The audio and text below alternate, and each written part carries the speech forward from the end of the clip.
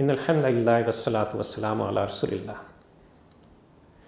انصار میں سے ایک شخص نے رسول اللہ صلی اللہ علیہ وسلم سے دریافت کیا، یا رسول اللہ صلی اللہ علیہ وسلم، لوگوں میں سے زیادہ عقل مند، زیادہ دانا شخص کون ہے؟ رسول اللہ صلی اللہ علیہ وسلم نے ارشاد فرمایا، وہ جو موت کو زیادہ یاد کرتا ہے اور موت کے لیے زیادہ تیاری کرتا ہے۔ اور پھر آپ صلی اللہ علیہ وسلم نے فرمایا کہ وہ لوگ زیادہ عقل مند ہیں جو دنیا سے عزت اور آخرت کی کامیابی کے ساتھ چلیں گے۔ بھائیو اور بہنوں، میں اور آپ ایک لمبے سفر کے مسافر ہیں۔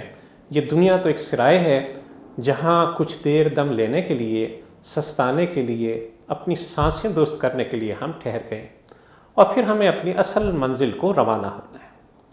لیکن افسوس کہ اس عارضی ٹھکانے کو شیطان کے بہکاوے میں آ کر ہم اپنا مستقل ٹھکانہ سمجھ بیٹھے، جبکہ قرآن پکار کر یہ ہمیں کہتا ہے کہ وَمَا الْحَيَاةُ الدُّنْيَا إِلَّا مَتَاعُ الْغُرُورِ، یہ دنیا تو محض ایک ظاہر فریب چیز ہے۔ ابراہیم بن ادھم رحمۃ اللہ علیہ، خاصان خدا میں آپ کا بڑا مقام تھا۔ پہل آپ بلخ کے فرما روار تھے، بڑے کر و فر سے حکومت کرتے تھے۔ ایک دن بڑی شان و شوکت سے دربار آراستہ کیے بیٹھے تھے کہ یکا یک ایک باروب شخص دربار میں داخل ہوا۔ امراء، وزراء، خدام، کسی کو جرأت نہ ہوئی کہ اس طرح اس شخص کو بے باکانہ اندر آنے سے روک سکتا۔ وہ شخص چلتا ہوا سیدھا آپ کے تخت پر پہنچا۔ ابراہیم بن ادھم رحمۃ اللہ علیہ نے تعجب سے پوچھا کہ تو کون ہے اور یہاں کس لیے آیا ہے؟ وہ کہنے لگا کہ میں اس سرائے میں ذرا ٹھہرنا چاہتا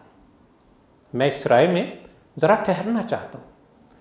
ابراہیم بن ادھم رحمۃ اللہ علیہ خفگی سے بولے، تجھے معلوم نہیں کہ یہ بادشاہ کا دربار ہے، یہ سرائے نہیں؟ یہ سن کر اس شخص نے کہا کہ آپ سے پہلے اس محل میں کون رہتا تھا؟ کہنے لگے میرے والد۔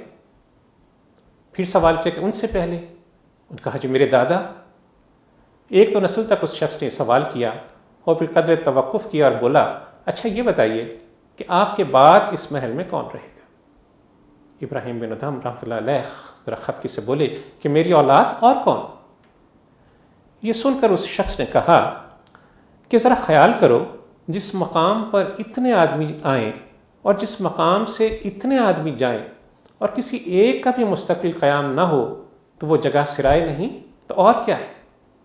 یہ کہا اور وہ شخص اسی طرح تیز قدموں سے چلتا ہوا محل سے باہر نکل گیا اور ساتھ ہی ابراہیم بن ادھم رحمۃ اللہ علیہ کا قرار بھی لے گیا۔ اس واقعے نے ان کی زندگی بدل دی، بادشاہی چھوڑی اور فقیری کو اختیار کیا۔ وصلی اللہ تعالی علی خیر خلقہ محمد وعلی آلہ وصحبہ اجمعین۔